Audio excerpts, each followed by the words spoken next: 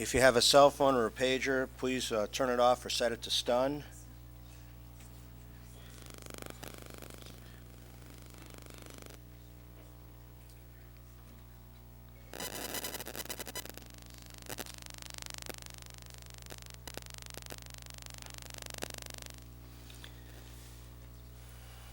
Baruch Dayan HaEmet, we praise the Judge of Truth. We begin with a favorite psalm for an outdoorsman, Psalm 121. Esai enai el haharim me'ayin yavo Ezri. Ezri me'im Adonai oseh shamayim va'aretz. Al yiten lamot raglecha al yanum shomrecha. Hine lo yanum v'lo yishan shomer Yisrael. Adonai shomrecha, Adonai tzilcha al yad yaminecha.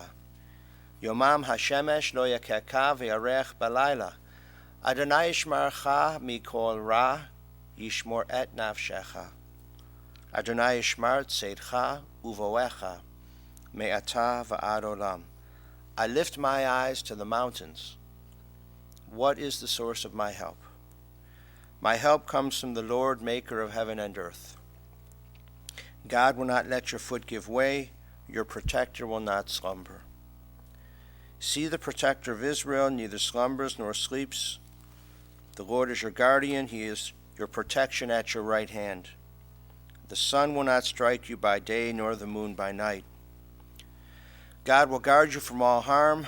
God will guard your soul, your going and your coming, now and forever. And together let us recite in English the 23rd Psalm. The Lord is my shepherd, I shall not want. He maketh me to lie down in green pastures. He leadeth me beside the still waters. He restoreth my soul. He guideth me in straight paths for his name's sake.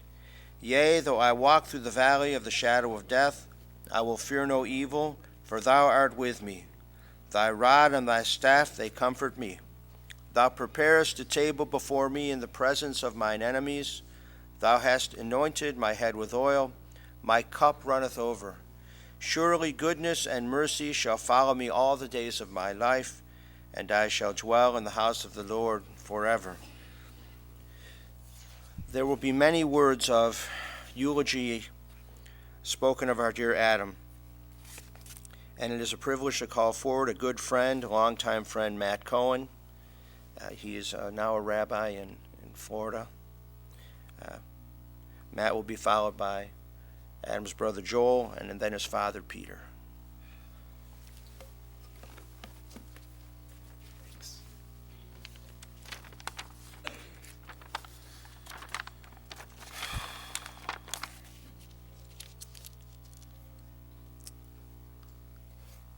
I've come across a parable, a midrash, that I read a number of years ago, and I've done a number of funerals since I saw that parable, and yet I never found the right time to use it.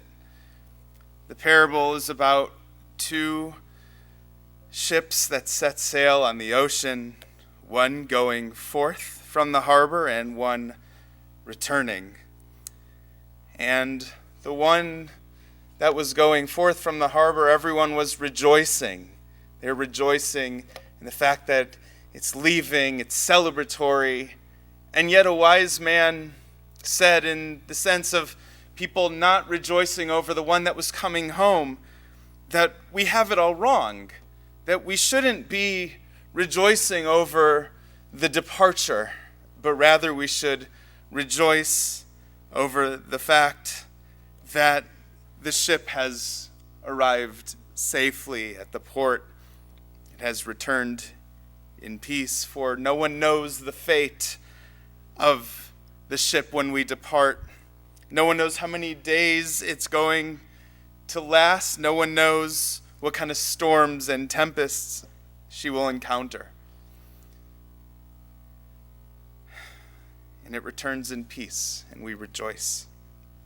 It comes home. To me, a lot of my relationship with Adam was kind of like being a parent who's waiting for a child to come home. I was always worried about my friend. There was a lot of times that he would come and he would go. He would find his way into my life at the most meaningful moments.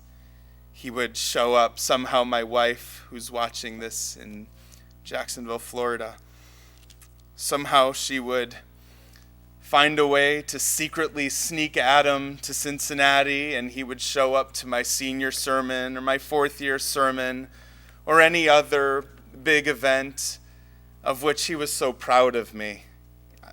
He called me his rabbi, of course, his good friend, and this is not how I imagined my role as his rabbi would be. He added so much joy to my life. It meant everything to me that he showed up to all of those places. And it was so much harder for me when I couldn't get a hold of him for 6 months, and I just never knew what kind of darkness he was in, and how I could help, how I could reach my hand out to him and pull him out. I always felt pain for him. I felt pain because of his addiction and the pain that it caused himself and others around him, but even more so, I felt pain for the guilt that he had, that he was causing pain to others. He was the most compassionate and loving friend I could have wanted. And he never wanted to bring us down with him. He would show up to Cincinnati and he would say, I'm so sorry, I'm such a bad friend. I don't want to bring you down with me. And I say, I'm just happy you're here. No guilt. You shouldn't feel it. I was just happy to have him in my life. Myself, my wife, who loves him, my son Aiden, who adores him. So now we need not worry about Adam. We don't have to worry about when he's coming home. God willing, I don't know where he is, but I sure hope that he is in a much more peaceful and whole place than he was, because he so deserves it. A good friend of mine the other night, a rabbi who I turn to in times of need, made a lot of sense out of this to me. He said, we never lose our loved ones, we just carry them differently. Adam will live on with me. His being, his presence is everywhere in my life. I think of Adam every time I look at his photographs that adorn both my house and my office, which has brought people so much wholeness and peace. It always brings me wholeness and peace. I think of him every time I try to get through the amount of Grateful Dead shows that I will never possibly get through. I think of him every time I pick up my guitar. I think of him every time I listen to music. I think of him mostly when I feel down on myself, when I feel like, what am I doing? I'm not authentic.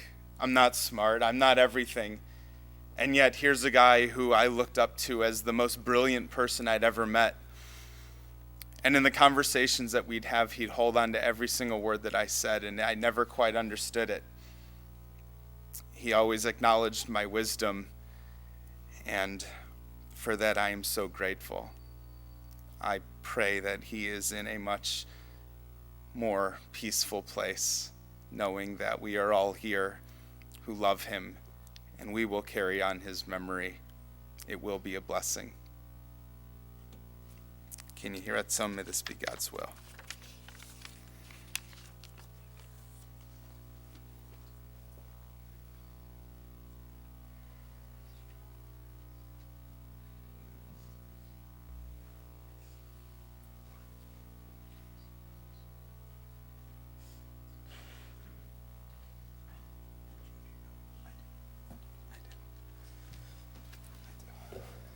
Like my father, I made 2 copies of my notes.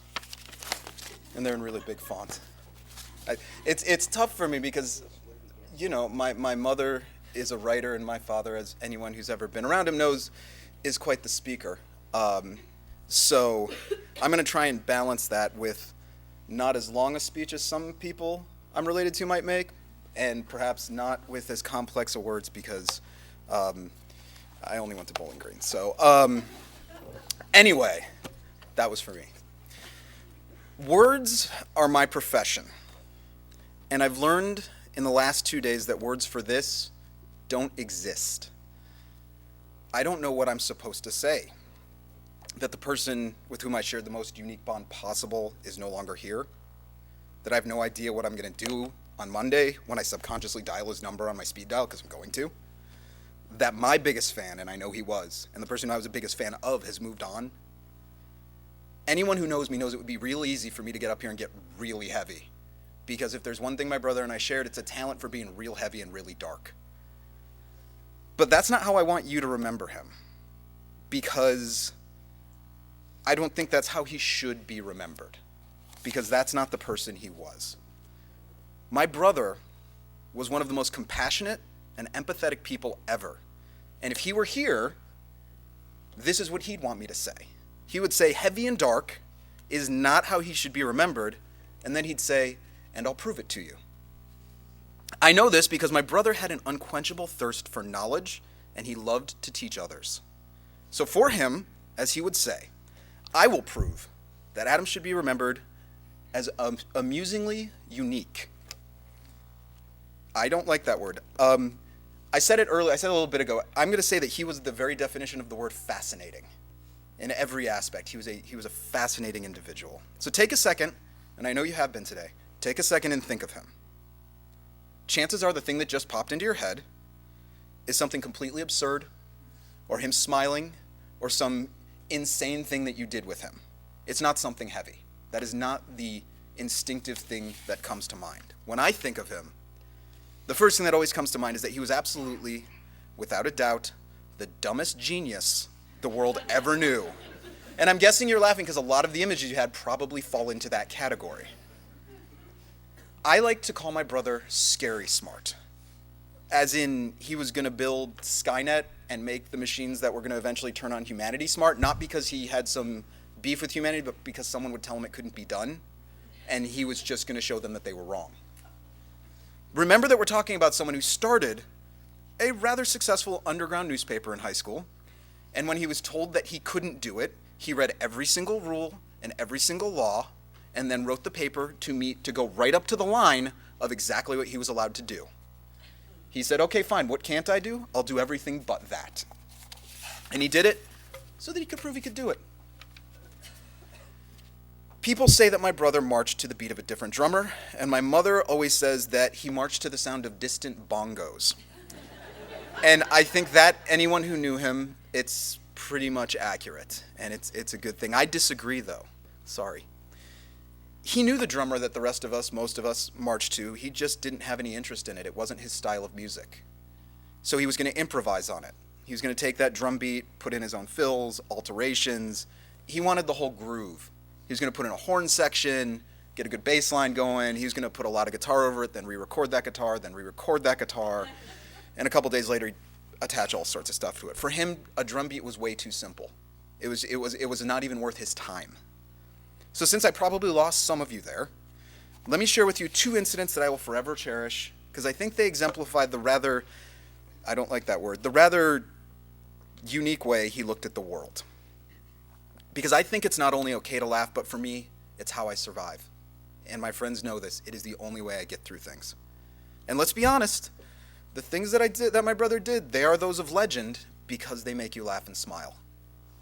When I was younger, so much younger than today, we'll sing along later. Anyway, when I was younger, when I was very young, we still lived in Chesterland. We had this amazing laundry chute. A laundry chute can be amazing. And I heard that laugh because they know where I'm going with this. I was probably about 5, and so Adam was about 7. And it was amazing because it went down 2 floors, and then it just opened above you and just kind of dropped onto the floor. I'll get to the amazing part. This is where I learned physics for the first time. We started by dropping some clothing, and we're amazed by what is essentially gravity. Then we dropped some stuffed animals down there, and we're still thoroughly amazed. So then my brother, always looking out for his younger brother's best interests, told me to go down to the basement and catch things as they came through. As the younger brother, I did, because I hadn't learned about my brother yet. He dropped some more random objects, and it was pretty cool, and then it was time for the lesson. My brother wanted to prove to me, for the first time, the true power of words, because the next item he dropped was a dictionary. It was an unabridged dictionary. It hit me right in the head, and I have a small scar above my left eye from that lesson. We also may have dropped the family cat. It survived if we did, but my memory is hazy. So that, to me, is the beginning of my love for words and my beginning of my love for learning, and he was solely responsible for it, even the pain that it included, quite literally. But I think the favorite story I have that encapsulates who he was is a bit more recent, and it was when he was a student at Ohio State. And I think this is the collective favorite example of the special way he looked at problems. He was moving into an off-campus house, which anyone who knows Ohio State aren't exactly large. And he was going to live in the attic. And the problem was he had a queen-size bed frame, and it wouldn't fit up the stairs. And physics again, and my brother were going to do battle, but this time there was no laundry chute, and gravity was not going to help him at all. I wasn't there either. And he struggled with this problem, because when you look at it, it just was not going to get through that doorway any way you try. And then there was a sign in the distance, the faint rumbling of a chainsaw. A chainsaw. He decided to chainsaw the bed frame in half, hoist it up through the window, and then duct tape it back together because that made sense to him. I have no idea if the bed was comfortable, but he taught me something. He taught me that no problem is unsolvable, and that sometimes getting outside of the box doesn't work. You have to turn the box into a rectangle, and that's how you solve it. That was a good lesson. Like I said, he was the dumbest genius ever. So I hope that's how all of you will remember him. A true individual who preferred to create a symphony instead of settling just for the drum beat. But I want to share with you, I'm going to attempt to share with you, how I will remember him, because this week I actually found out how amazingly lucky I am. Hot mic. My brother taught me so much about music. New sounds, new bands. He was the first one to turn me on to... He was the first person to make me explore music beyond the Rolling Stones, Grateful Dead, Bette Midler, Rachmaninoff, the stuff that I was raised on. He was the first person to step beyond it, bringing me so many bands and just realizing there's a whole new world out there. And I was jealous of that. I remember him yelling and going to my parents because I was listening to the same radio station that he was, and he was mad that I was copying him. And whatever, he had good taste in music. He taught me guitar techniques, music theory, the list goes on. We saw so many amazing concerts together, and he was one of only a few people on this planet that I could talk to about music endlessly. He knew the language of music. He could look at something and understand the roots of it, and we could just go on forever, and anyone who knows me knows I will go on forever. And one of the most vivid memories I have of him is playing and singing the song Ripple when I visited him in California many years ago. He was sitting on a rock. His friend was a friend of his, an acquaintance, not even a friend, was leaving. And anyone who knows that song knows it's very fitting. And it's the song I have forever since associated with him.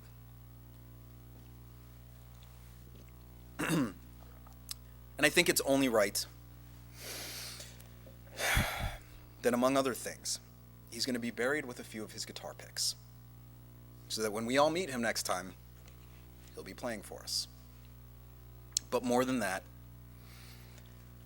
for the past few months, every Monday night when I was walking home from work, we'd talk about whatever. That was our consistent time to talk when I was leaving work every Monday night. This past Monday, he called me because he wanted to thank me for a new record that I sent him. It's not out yet. You can't have it. He was overwhelmed by it, as I was, because the first second I heard it, I said, he's got to hear this. We spent a little over 2 hours on the phone just talking about this record, talking about music, what he was recording, and all that. He wanted to know about the band. He wanted to know where they were from. He wanted to know how we would classify the music. We got into the roots that the music drew from. Easily 2 hours about this one thing. And I'm lucky.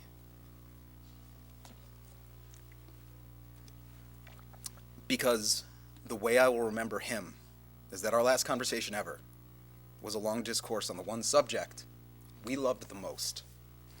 And I would not want it any other way, and he would not want it any other way.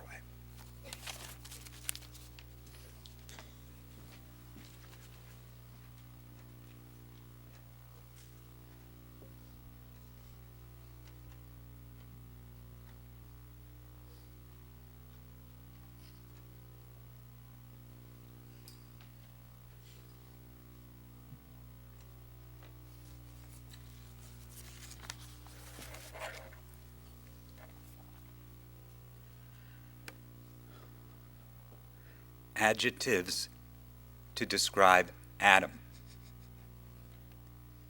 Helpful. Personally. Fix your computer. Pick you up at the airport, no matter what time, no matter how often. Repair your car. Stay with you through open heart surgery. Staying with me for weeks until I recovered. Helpful anonymously. In 2005, after Hurricane Katrina, Adam was there from dawn to dusk, day after day, tirelessly working for people he didn't know, but he knew they needed him. Adjective, nature lover, body surfer, loved wilderness camping. There were years he spent more than 100 nights in a tent in the wilderness. Rock climbing, and perhaps more than anything, big mountain skiing. He was also an animal lover and a guitarist extraordinaire. Hopefully, some of you got to hear him. Student of history, science, Judaica, science fiction. In 3rd grade, his mother, Susie, took him to the library and took him back to the science fiction section where he had been many times before. And he stood there and he looked and he began to cry. And his mother said, "Why are you crying?" And Adam said, "It's because I've read all the books in this library."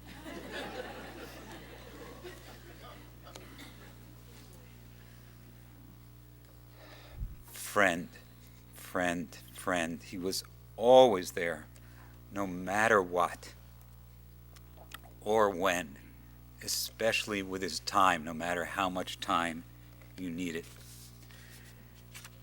His friends meant so much to him. You know if you were his friend, so feel good about it. Feel good about yourself, even if I don't mention you by name. Jen, Barry, Cheryl, Josh, Matt, and Hannah, and best friend, Jeff.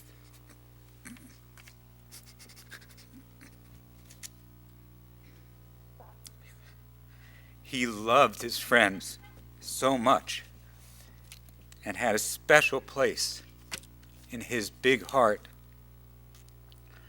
for his brother Joel. adjective. Generosity.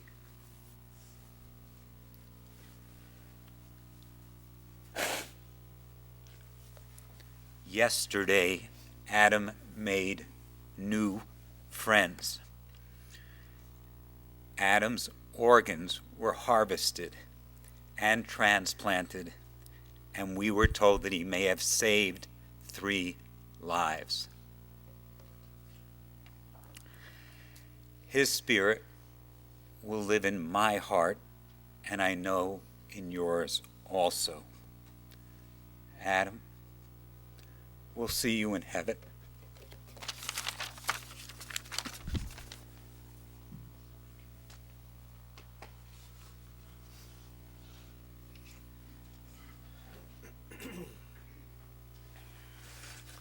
To all of those words of prayer, let us say together, Amen.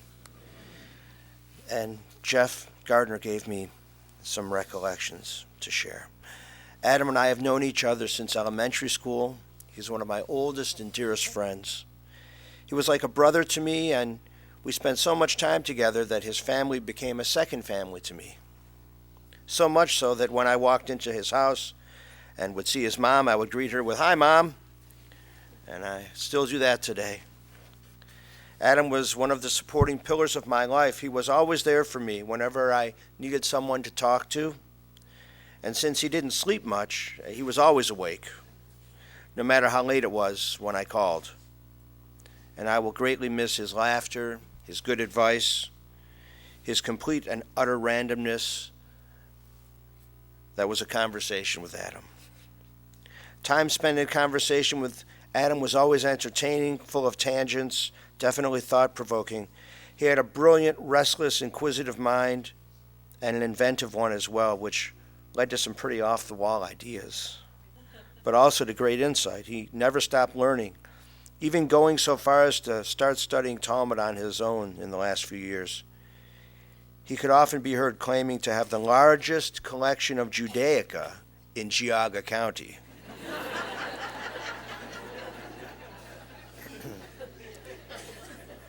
Peter said the same thing. It must be true. He was constantly giving me recommendations for books and lectures and podcasts, and to my regret, I didn't have time to keep up with the barrage. He was a true and devoted friend, concerned with and giving to those in need, and deeply and passionately loyal to the people he cared about, both family and friends. Almost every time I called him in the last few years since he moved back to Cleveland, and talked with him more than I talked to anyone, he would ask if he could call me back because he was always on his way to help his mom with something around the house, or help his dad with his charity work, tzedakah work,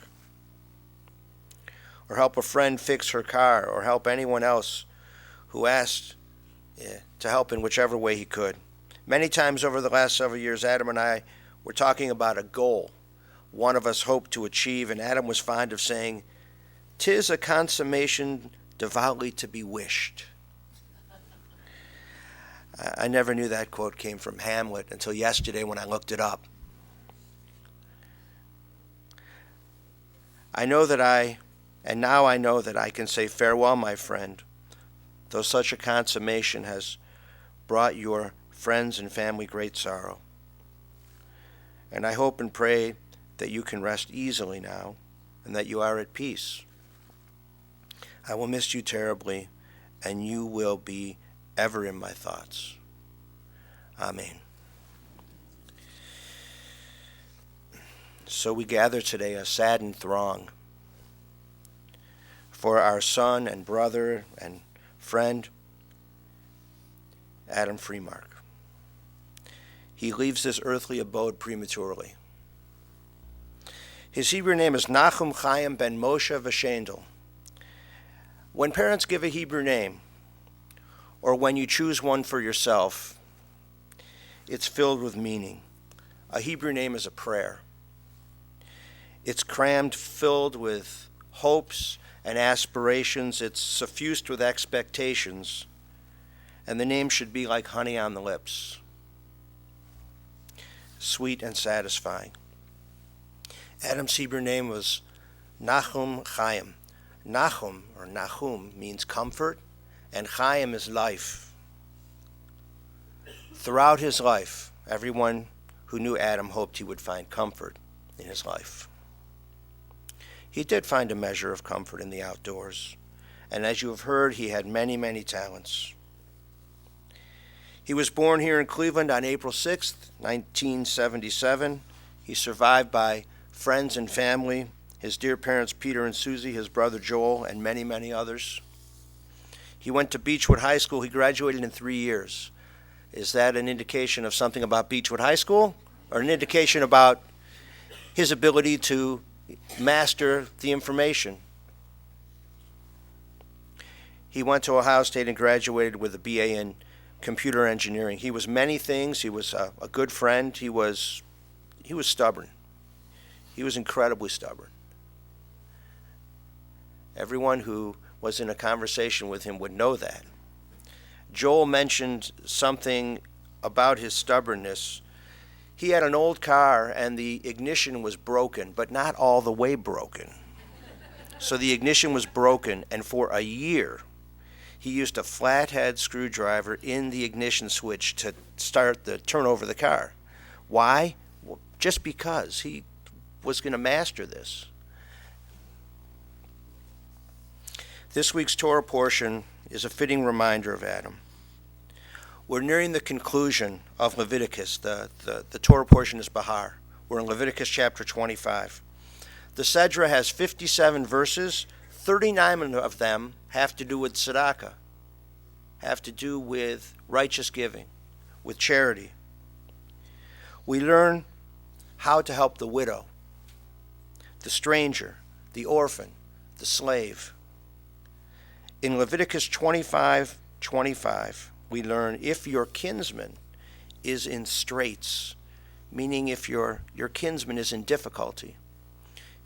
Kinsman would be your family, but we go out pretty quickly in concentric circles, and Adam certainly did that. If he knew you, he cared about you, he would help you. The Torah teaches us that we must care for others, and in so many ways that was Adam. He had empathy, and it weighed deeply upon him. We are deeply saddened by his death. It is as if lightning has struck ground from a clear blue sky. Life is a precious gift. And in Adam's case, it was much too short. The emotional pain was just too much for him to bear. Your dear Adam Freimark has breathed his last, and he is at peace. We learn in Ecclesiastes chapter 12, verse 7, the dust returns to the earth as it was. The spirit returns to God who gave it. His soul is returning to God. And you will be together with him. It is called Olam Haba. It's a time. It's not a place. Olam Haba is the world to come. It's a spiritual existence. And God judges our souls. God rewards and God punishes. There's much to reward here. And so we will have the privilege of laying him to his final resting place, the body at the cemetery, but the soul returns to God. You have many, many memories of Adam, and we give thanks to God for this gift of life, although too short. We had hoped for many, many more years in health. And as you think of him, spend some time outdoors, read a good book, spend time with a friend, be helpful to others, and do these things in his loving memory. Play some guitar, and do these things in his loving memory. And so we conclude with words from the first chapter of the book of Job. Adonai natan v'Adonai lakach, yehi shem Adonai mevarach. The Lord hath given, the Lord hath taken away. Blessed be the name of the Lord. Amen. Ose shalom bimromav, hu ya'aseh shalom aleinu, ve'al kol Yisrael, ve'imru yimru amen. Ya'aseh shalom, Ya'aseh shalom, shalom aleinu, ve'al kol Yisrael, Ya'aseh shalom, Ya'aseh shalom, Shalom Aleinu ve'al kol Yisrael. May God, who causes peace in the high heavens, cause peace to rain down upon us, upon all Israel, and upon the soul of our dearly departed Adam Freimark, Nachum Chaim ben Moshe Vashendel. Please rise for El Malei Rachamim.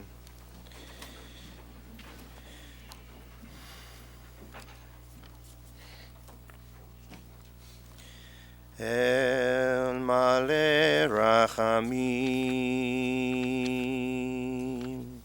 Shochen Bamromim, Hametzeh Menucha Nechona, Tachat Kanfei Hashchina, Im Kedoshim Utohorim, Kizohar Harakia Mazhirim, Et Nishmat Nachum Chaim ben Moshe Vashendel, Shahalach La'olamo, Ba'al Harachamim, Yasdirehu B'Seter Kanafav La'olamim, Vayitzro B'Tzro HaChaim, Et Nishmato, Adonai hu nachalato, ve'yanuach b'shalom al mishkavo, v'nomar Amen.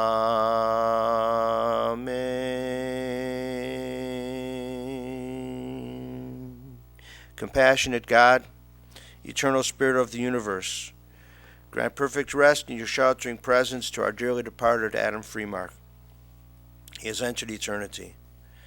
O God of mercy, let him find refuge in the shadow of your wings, and let his soul be bound up in the bond of everlasting life. God is his inheritance. May he rest in peace, and let us say, Amen. Please be seated for a moment. We will now go in procession to Mount Olive Cemetery. And if you care to make a donation in Adam's loving memory, the family is asking that you consider among the many places the Ed Keating Center, the Geauga Humane Society Rescue Village, or the Geauga Park District.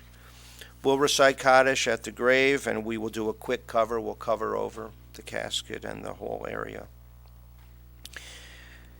Kaddish will be recited for Adam back at Susie's house, and we're going to do Minyan at 6:30 in the evenings, not tonight, but Saturday night, Sunday night, Monday night, and Tuesday night. And he'll be on Kaddish lists many places as well. Our congregation, Temple Israel Ner Tamid, our services are every Friday night. That means that tonight at 7:30. And he'll be on the Kaddish list for the Shloshim period.